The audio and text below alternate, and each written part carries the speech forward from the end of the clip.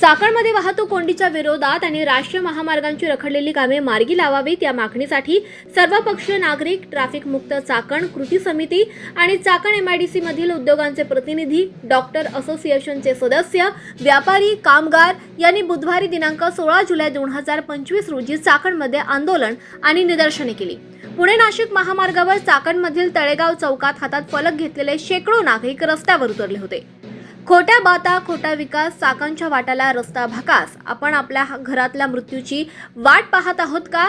Traffic मुक्त चाकण होणार कधी? अशा आशयाचे फलक घेऊन रस्त्यावर उतरलेल्या नागरिकांनी जोरदार घोषणाबाजी करत हा परिसर दणाणून सोडला।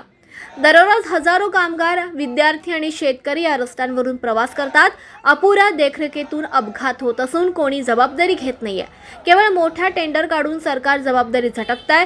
ही लोकांच्या जीवाशी थट्टा असल्याचा आरोप आंदोलनस्थळी असलेल्या पदाधिकारी आणि नागरिकांनी केलाय।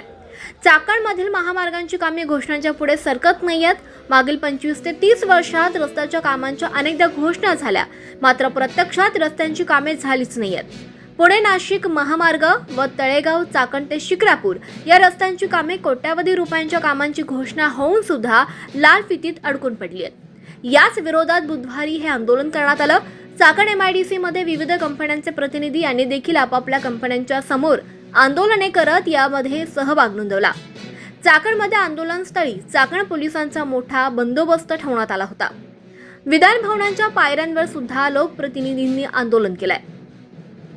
तळेगाव चाकण शिक्रापूर रस्त्याची झालेली दयनीय अवस्था, अपघातांचे वाढते प्रमाण आणि सामान्य जनतेला भोगावे लागणारे हाल यावर खेडचे आमदार बाबाजी काळे, आमदार सुनील शेळके, शिरूरचे आमदार माऊली कटके यांनी विधान भवनाच्या पायऱ्यांवर ठाम भूमिका घेत निदर्शने केली। शासन या तिघा आमदारांच्या ठाम भूमिकेला आणि चाकणकर नागरिकांच्या आंदोलनाला गांभीर्यानं घेऊन पुढील काळात किती जलद गतीने कृती करतं याकडे आता सर्वांचंच लक्ष लागलंय।